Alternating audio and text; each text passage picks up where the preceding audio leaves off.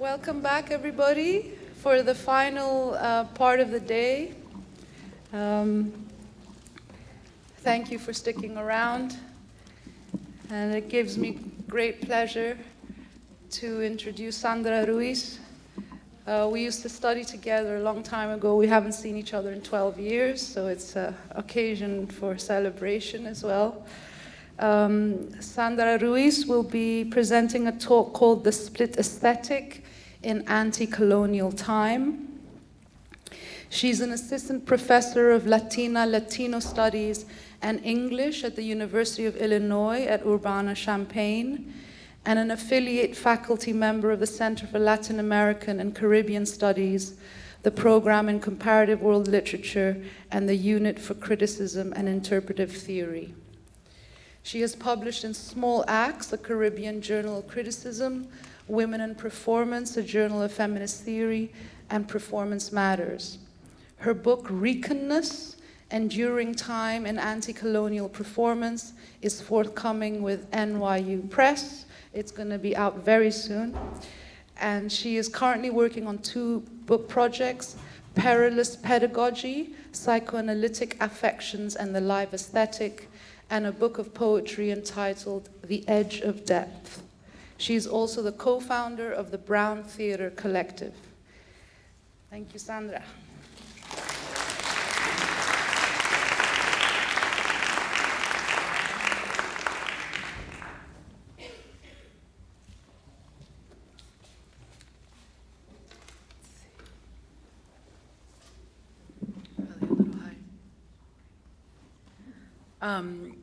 Can you hear me? Yeah, okay. Good afternoon. Thank you all for attending this talk and for inviting me to share my most recent work with you. A special thank you to Yort, Yorinda, the young scholars and artists of this program, the museum, and the brilliant Hypatia. I am honored to be in your beautiful city and to share the lineup with such incredible thinkers and artists. The privilege is certainly all mine.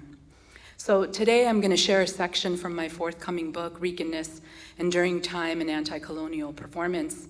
I want to just give you a bit of an overview of the book. So the book moves among theater, experimental video, revolutionary protest, photography, poetry, and performance art to argue that Reconness is a continual performance of bodily endurance against US colonialism, unfolding via aesthetic interventions in time. Reconness unfolds in spaces where the psychic, philosophic, and the social touch with an aesthetic life. And I see the aesthetic providing an escape hatch from linear time and traditional excavations of ontology. Through nonlinear aesthetic practices, the book either stops, pauses, or waits with time, runs us into and out of exhaustion, or quickly drags the spectator through dread and despair. For example, each chapter of the book illuminates a recon event in historical time, but the event itself is not the endurance act in the traditional sense of the term. I'm not investigating individual performances that extend over 12 hours, 20 days, or a year, other than the fact and the act of colonialism itself. While endurance is seen as labor sustained over mechanical time, in all chapters, the intensity of the acts stretch the event into a cyclical, looping eternity, which models the eternal recurrence of colonial practice and also splits the preeminence of linear time through the aesthetic itself. In my work, performance transgresses the boundary between nonlinear time and affectation, as sites of this book reshift the colonization of time and our normative assumptions of death through spaces of negation alongside moments of pleasure and also redemption. Whether through a feminist political attack against the state in under 20 minutes, a 1-minute queer avant-garde video, a public performance piece of racialized masculinity in under 10 minutes, or a split snapshot into a foreshadowed death and thinkable future, which this talk will address. All aesthetic sites capture the effects of both timelessness and too much time for the recon colonial subject, marching against the tide of this perilous present. The sections of the book that I will share with you today underscore my major theoretical, philosophical, ideological interventions without relying too heavily on citations. They exist in the crevices of the text. I'm here to perform a version of Reconness, as I also explicate its significance within the split aesthetic of a performative foretelling photography within colonial time. This talk is a call to arms via the life world of the aesthetic. I begin. At the apex of the colonizer-colonized dialectic sits a subject that is continually hunted and unwanted, equal parts needed and inessential, disclosing the ambivalent interplay between being dispensable and demanding to be wanted. Ricans work against their own life at the cost of perpetual death, while simultaneously revealing how practices of empire surpass the annexation of land. And the colonial figures into every psychical, physical contour of the subject, regardless of where they build ground. In colonialism's abiding assault against the present, we must contend with its future at the limit of its historical past. As we wait for colonialism's eternal death, its empire is invigorated by the violent friction, both sustaining and destroying subjects. Its violence is the constant pulse of the human. Since 1952, this has been one version of the violent interarticulation between the us and them dialectic through the Estado Libre Asociado. But a term like the Commonwealth is filled with biting irony. For whom is the wealth common, and whose commonwealth is denied in economic exchanges? The current debt crisis on the island of Puerto Rico points us in the direction of surplus labor and dead time, in which the colonial history of the island in the United States is always beginning again. It's an infinite project in temporal looping, an active state in the here and now, moving forward and back into itself, as if time always starts anew, but never really stops ticking. Puerto Rico is the empire's response to the violence of its own modernity, in which the people learn repeatedly how to disperse new ways of being in their acts of survival. Adal, Puerto Rican photographer and seminal figure of the Puerto Rican avant-garde, sheds light on how the aesthetic alters our understanding of the political contours of existence in his 2016 photographic series, Puerto Ricans Underwater, Los Ahogados, which you are seeing now. It'll be on loop the entire time. In conversation with the current economic crisis in Puerto Rico, specifically the impact of the Puerto Rican Oversight, Management, and Economic Stability Act, and the imposition of a federal fiscal control board, which goes hand in hand with the massive migration of almost 500,000 Puerto Ricans to states across the United States, like Florida, in the last 10 years alone, Adal reveals how Ricanness is the ultimate testament to this colonial non-departure. He maps out those spaces of negation, imbuing death and debt and dangerous migration at the site of the drowning body. Hitting against narratives of progress and economic development, Adal illustrates how the Rican situation is always already post-colonial, neo-colonial, decolonial, settler colonial. No prefix is able to outrun its own temporal designation or destination, for the colonial alone harbors the ontological sustenance of Ricanness. Adal creates a series of more than 100 photographs of Puerto Ricans, some friends of the artist and other strangers from different professions and backgrounds, individually submerged underwater with objects and props of their choice and profession. Each subject is resolutely still in the bathtub as the photographer captures what appears to be that last moment of tireless breath. Each model contributes to their individual portrait through different performative acts that relate to their profession or personal likes and habits, through the fine art of posing underwater, detailed costuming, and deliberate use of props like play money, pill bottles, instruments, and sometimes plátanos and papayas. All models reveal a sense of themselves in quotidian life against the current of portending death. Whether as a Rican novelist, musician, or chef, each subject performs their vocation as the artist recreates the deadly scene between the United States and Puerto Rico, in which labor and economic exploitation lives at the center of national insolvency. Shot after shot, Adal's bathtub serves as the relational object between the territory and the sovereign, in which the water flowing to its top is that metaphorical realism, or that split aesthetic submerged in water, but visually accessible at the surface. Although a foreshadowing of Hurricane Maria's impending disaster, it is that very big ocean, right? That's what Trump called it, symbolized in Adal's bathtub that remains a fixture of Ricanness. In between cultures, water is a weapon, a situation of warfare, an all-encompassing death trap between worlds. These images foreshadow a colony soon to be indisputably underwater. In the aftermath of Hurricane Maria, Adal prefigures Rican endurance, each subject respiring against the national current of death, disease, and debt. These photographs leave the viewer in a state of suspension, In seeing this underwater subject, we too must learn to hold our breath anew. In capturing the quotidian life of Ricans struggling to stay afloat under imperial rule, the artist unveils the perceived debris of those unwanted lives given scant attention in dominant visual narratives. Adal grants us lasting breath, even if belabored, in shots of engulfed portraiture. Let us remember that breathing is always a shared endeavor. We intimately split our breath to breathe together, feeling, even if unconsciously, the plural right to life in the despondency of fragmentation. Adal moves us to respire communally against the colonial current, for how else might we sense the inhale-exhale of an always drowning subjectivity?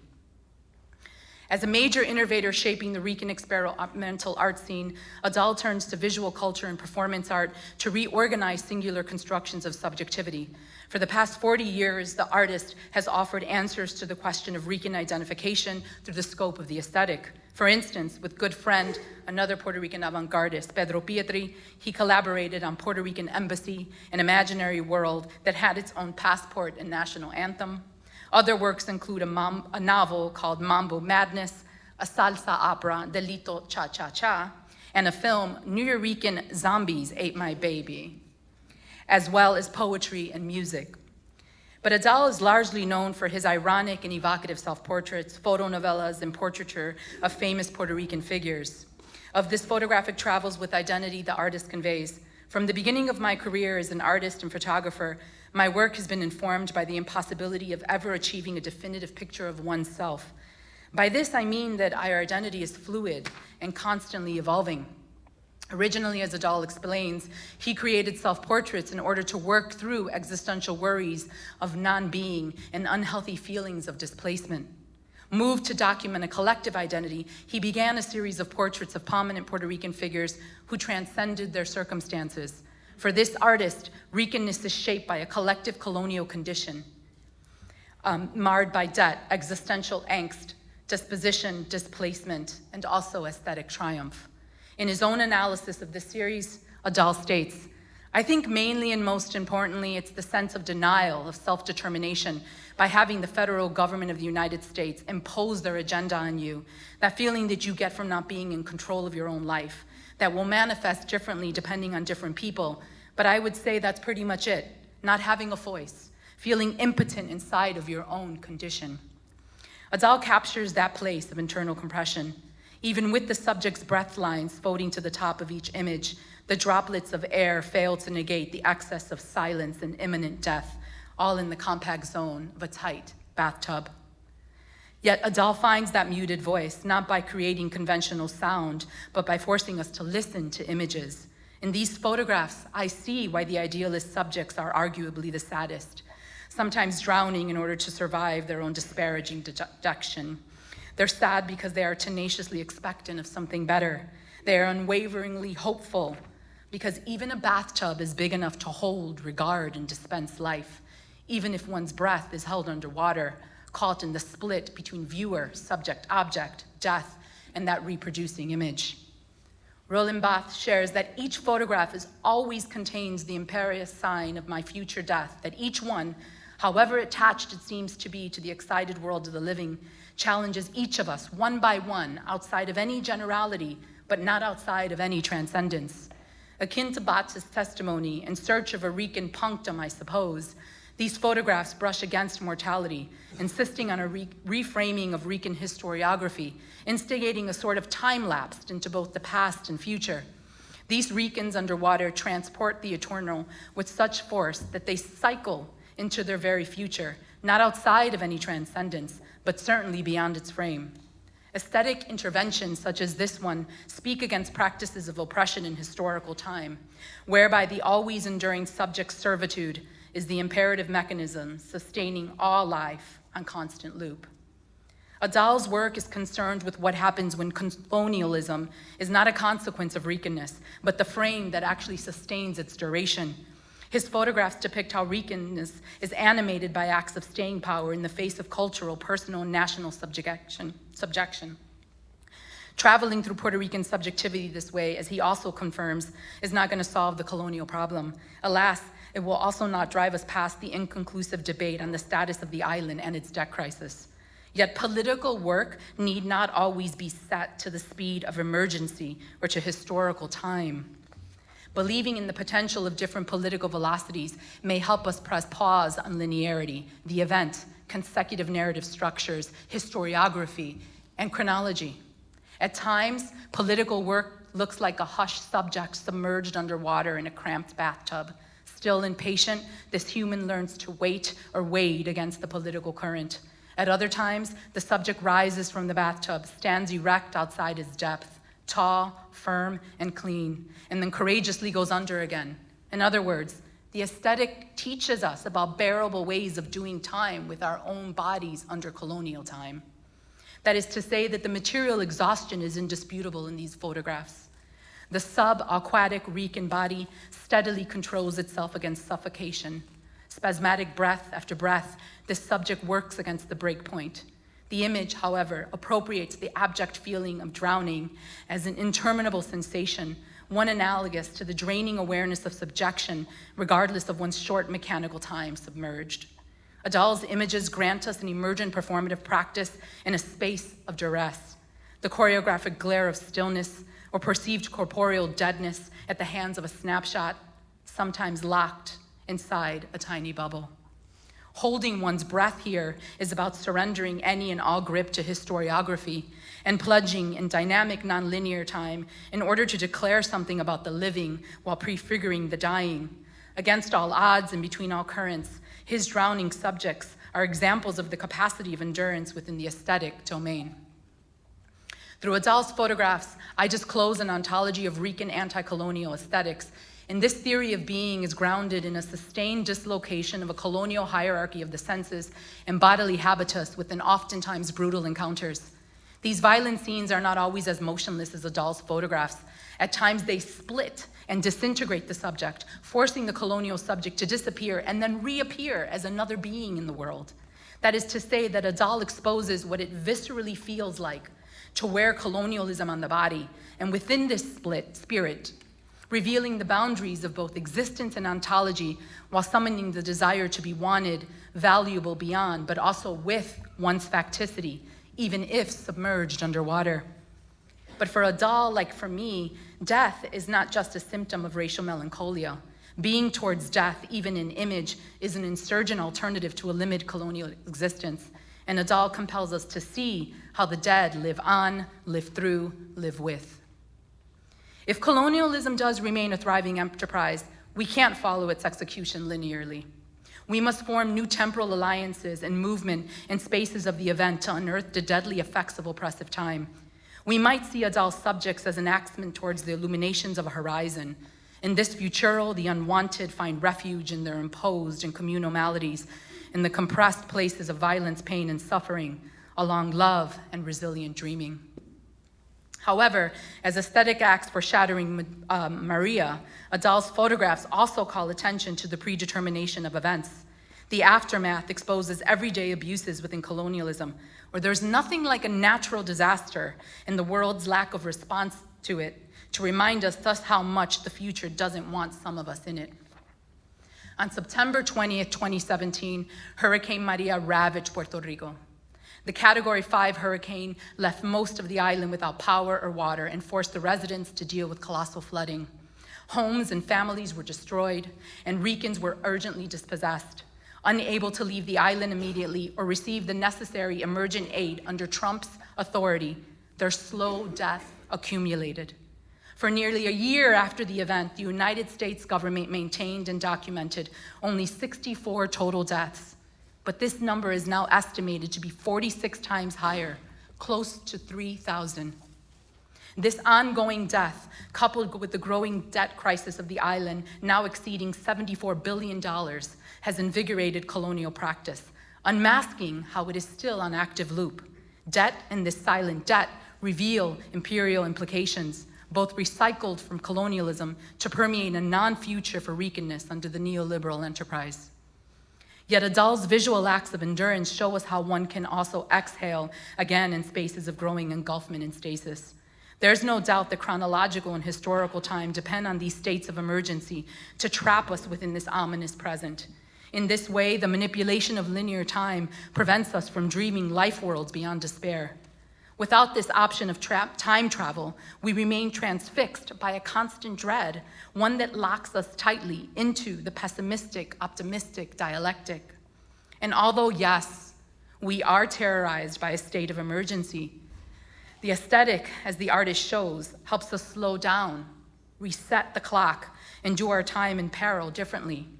I hope this photographic pause in time docks us in a futural formed by our own cycles of freedom, for weakness is always an intersubjective dreaming of an otherwise, at the brink of breath, beyond the exhale, within the break of the very inhale. Weakness orients itself to what lies beyond the horizon, a meta-futurity in which the future always pushes up against its own future. So if weakness is always already colonial, sexualized, racialized, debt-ridden, and at its base, temporally queer, my methodology and archive reflect this ontological inquiry. I move through anti-colonial and post-colonial theory, phenomenology, existentialism, psychoanalysis, Latinx, feminist, and queer studies, but always under the liberating guide of performance studies. Performance is the critical mechanism by which these fields come together throughout my book and in my reading of Adal's work. My investment in weakness is not only tied to conventional markers of protest and resistance, but also to the experimental as a powerful aesthetic force against the burden of racial and sexual transparency for many minoritarian subjects, specifically those in colonial destitution. In engaging politics at varying velocities, I rely on endurance and durational art for direction. That is to say that I turn to how these particular aesthetic traditions, beginning in the 70s, shortly after the insurgencies of the 1960s, develop and extend two important conceptual and performative turns. One, the body as an aesthetic site in corporeal suffering, pain, violence, and anguish. And two, how to contour the demands of capital time, or in my case, colonial time, through variations of time itself. I see performance studies as a mode of analysis and heuristic to read aesthetics, culture, society, a restoration of behavior, if I may, in which human actions are the result of an aggregate of past behaviors that are reorganized and remade according to an infinite number of possibilities, a temporal condition that parallels but also reshifts masculinist linear temporality. I imagine this field as a para or even a meta discipline in which it is both alongside and beyond itself, extending the limits of its own chronology while simultaneously being aware of performing such acts in its redoing.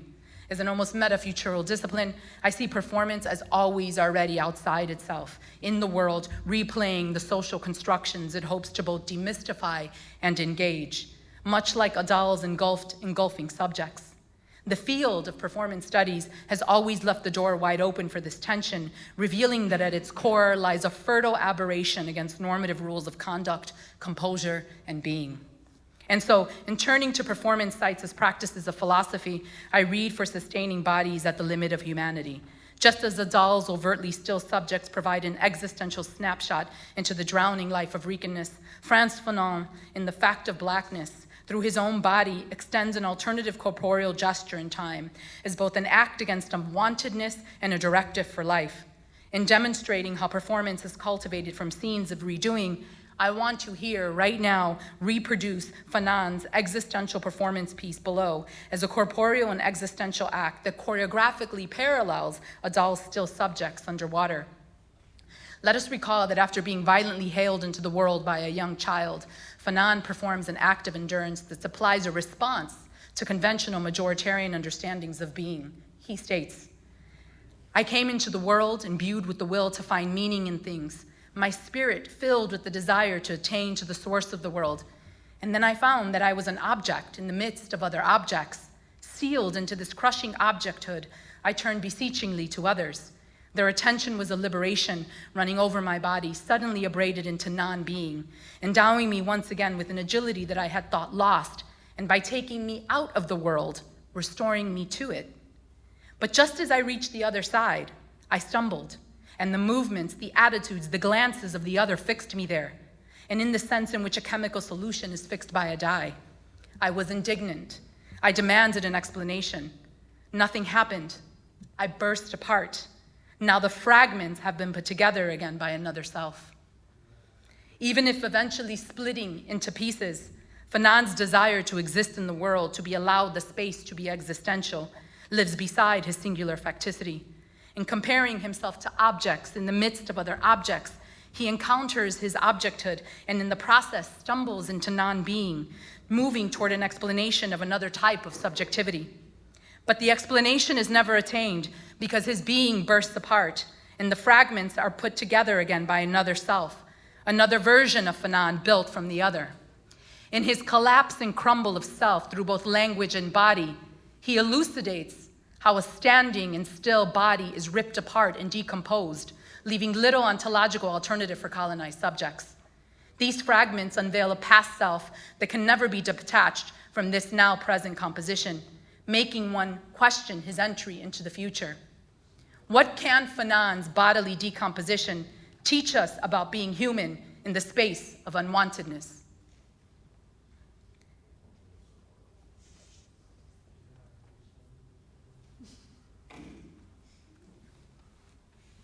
Fanon's multiple disembodied selves are made possible through different choreographic movements, stumbling, breaking, splitting, fragmenting, decomposing, and bursting wide open, function in relation to being an object rather than a whole subject, or what Fanon calls a being in triple consciousness.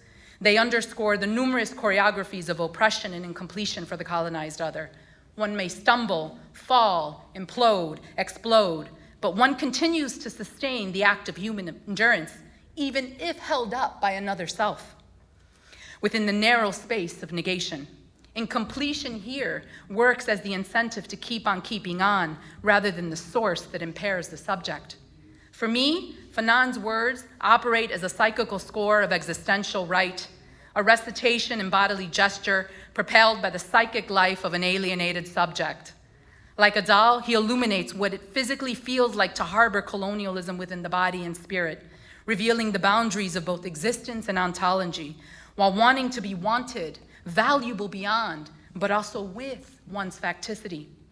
In saying so, I want us to also consider something. What blackness unearths about life and death that other analytics might not ever be able to understand about existence? Or what can Fanon teach us about Ricaness? What can Ricaness teach us about Fanon and all of those philosophical zones of being and non-being alike under colonial time? Let us recall, to clearly understand the philosophical and ideological stakes here, that from 1952, with the birth of Black Skin, White Mask, and until the Wretched of the Earth in 1961, the same year of his sudden death at the early age of 63 years old, Fanon produced some of the most comprehensive and provocative scholarship both on the psychic and social constructions of colonialism at the site of his very own enduring body. Influenced by psychoanalysis, political philosophy, existentialism, phenomenology, and negritude theory, all of the preoccupations I take up in my book, Fanon demonstrates his fullest contribution to those universal debates concerning existence, the human, freedom, and authenticity. Through the personal and political exploration of Blackness, he deploys a revised metaphysics, not by beginning with the universal subject, often depleted of race, sexuality, and gender, but by starting from the subject in descent. At the horizon of death and fourth rebirth, Fanon specifically describes that close encounter between the social and the psychic as he returns to his own act of bodily endurance and the fact of Blackness. Staging a conversation between continental philosophy and his marked body, Fanon evolves into a phenomenologist, consciously aware of his psychic life. Allowing for the aesthetic moment to enter the space of politics, I argue that he describes what the choreography of everyday life might look and feel like for that colonized other of Blackness. For in that space, Fanon calls a zone of non-being. Let us not forget that he is also in deliberate conversation with philosophical narratives of subjectivity. And throughout his writing, he's the one who stages openings between his zone of non-being and Heidegger's Dasein, Nietzsche's construction of human tragedy, Hegel's being for others, Sartre's subject at the space of nausea and nothingness, Lacan's barred subject laboring under the state, and Merleau-Ponty's charge against a body without bodily intellect. For Fanon, the body schema is the main site to understand the subject's interiority. His corporeal plea for being and the desire to be wanted in a world that does not want him is a reminiscent sound, a sound guiding the interconnection of colonialism and Ricaness. In this take on weakness, I argue that the tight spaces of negation, dread, violence, despair, incompletion, combustion, disintegration, informed by colonial practice and residue, help one find the time to breathe within the closed quarters of depletion and alienation. And following a Fanonian compass, then, my exploration of weakness turns to the philosophical, social, and psychic at the site of the aesthetic. But I must also ask, how does this subject obtain ontological value under colonial time? How does one initiate the cycle of freedom that Fanon desires? One way to answer this question is to directly address the concern of mortality or death, which is the central preoccupation not only of philosophy, but weakness. Some philosophers might say it's suicide, I'll say death. Although many argue that being towards death overshadows life, specifically for those subjects still living on the margins, this critique falls into a dangerous dialectical trap, refusing to exit the paradox of existence, being unable to read for existence outside the poles of life and death in this here and now. The idea is that if the living are condemned to perpetually be with death in everyday life, how do they actually start existing? Surrounded by the dominant discourse of death, how do the most vulnerable still alive actually live? Death appears to erase that pleasure of existence because, who are we really if we only exist as fragmented versions of ourselves? The incomplete moments of being human remain bearable, however, if we start to rethink the boundaries of life and death simultaneously and the parts to the incomplete whole against linear time. In weakness, death and life are not antithetical to one another. There's a continuum of existence that abides between, before, and beyond them. Death is not a hauntology or a symptom of racial melancholia. It's more than its perceived end. It's more than the end. In fact, it might be where we all begin, even if slightly deadened from the start. Ricans begin their call to life on unsteady ground in descent, similar to those positions explored by both Adal and Fanon's combusting body. This unsteadiness, as a phenomenological read presumes, lingers in the present, but is also a wormhole for time travel into the future. Against a universalistic rendering of experience, I'm not convinced that all subjects exist in the expansive realm of being under oppressive time, or that all choreographic acts of existence feel the same way. Colonial subjects experience a different form of alienation from beings who do not descend in life first, sometimes dead or dying a little before even beginning to live in their enduring pursuits for liberation and freedom. Being toward death in these cases is not a daunting manifestation. It might be an insurgent alternative to a limited construction of mortality. Death, let us not forget, has always been available to colonized subjects.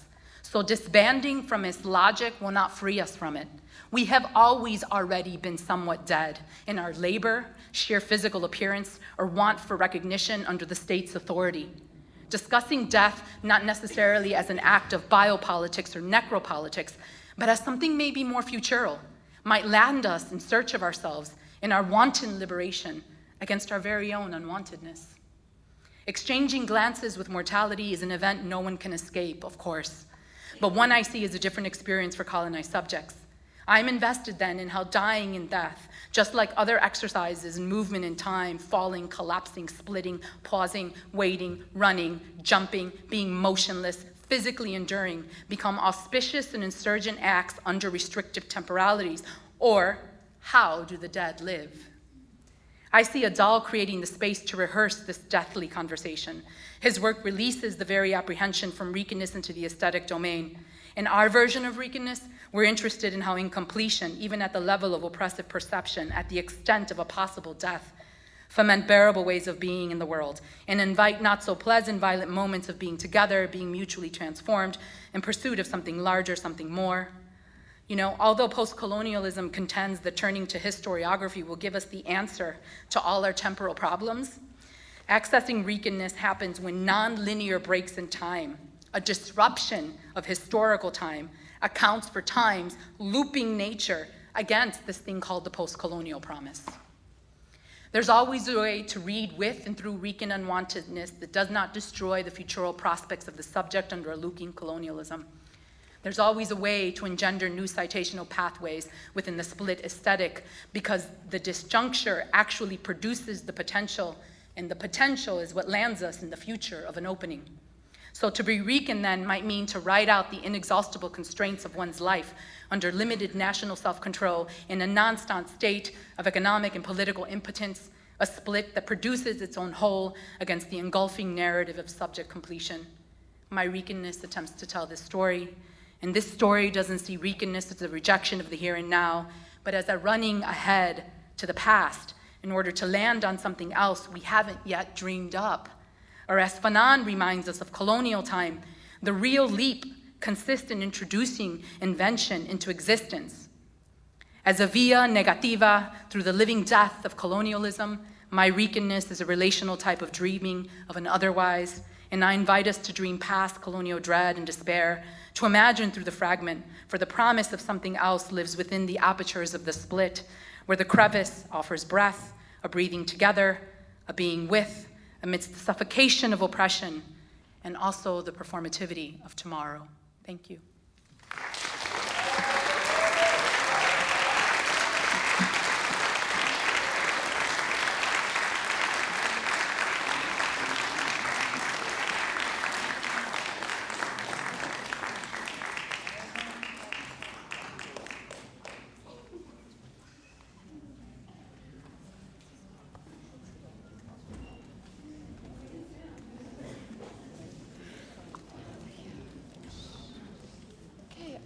I think we have time for a quick maybe exchange and some questions. Wow,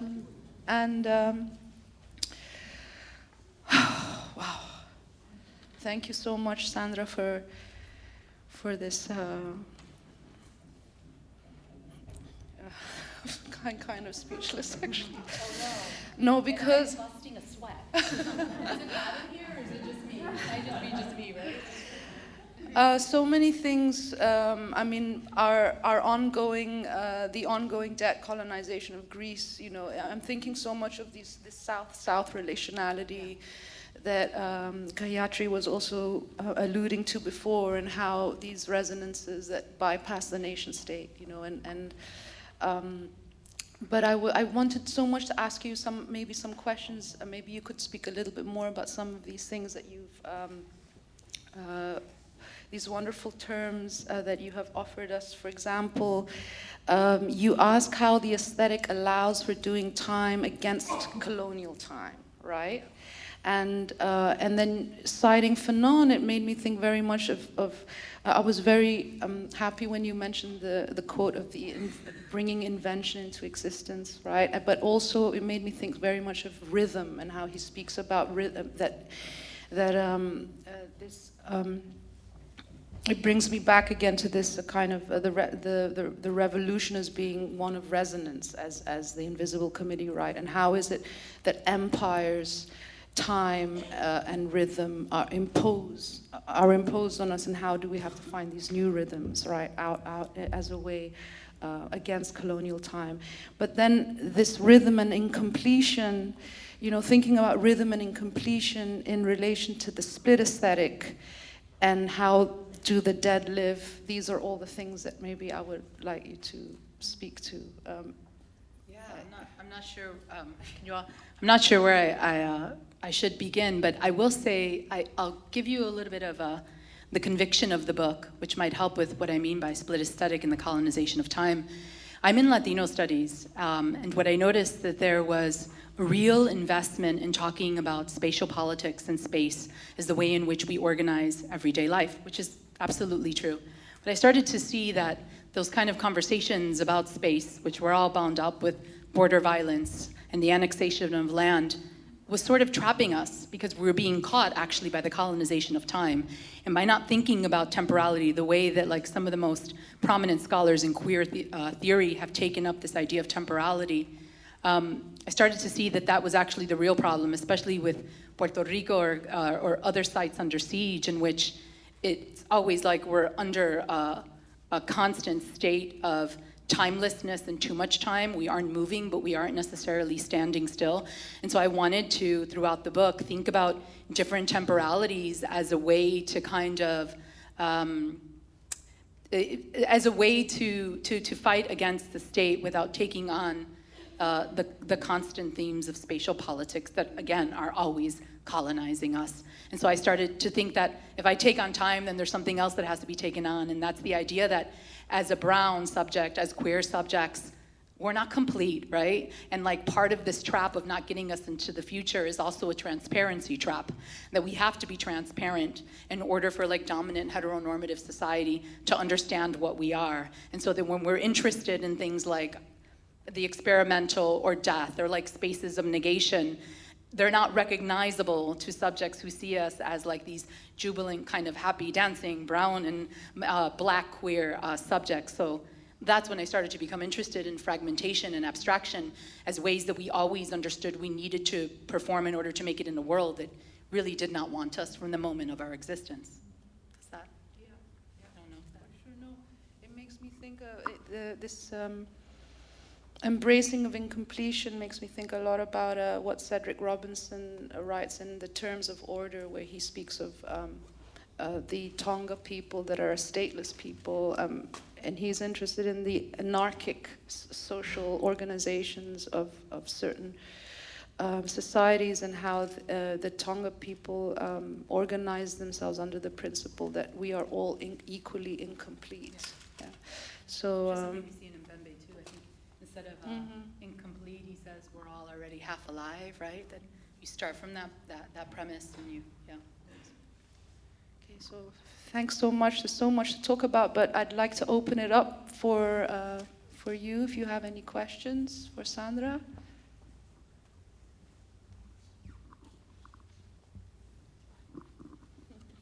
Don't be scared. Oh, is there a question?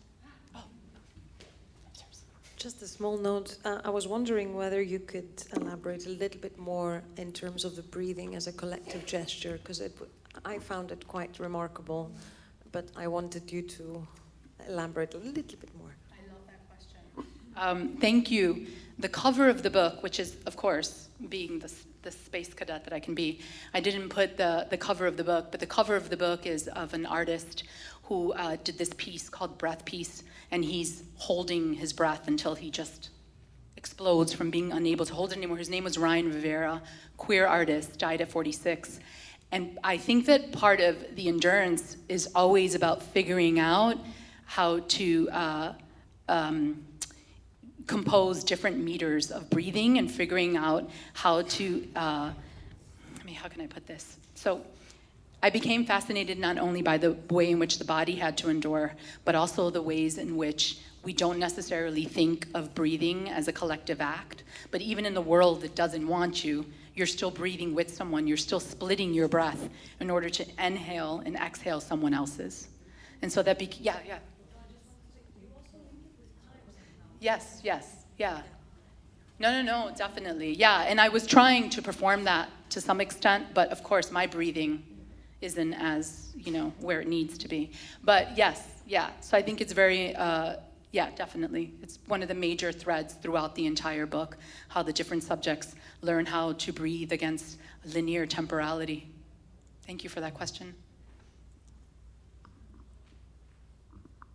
Okay, well, I feel out of breath, so I'll sit down.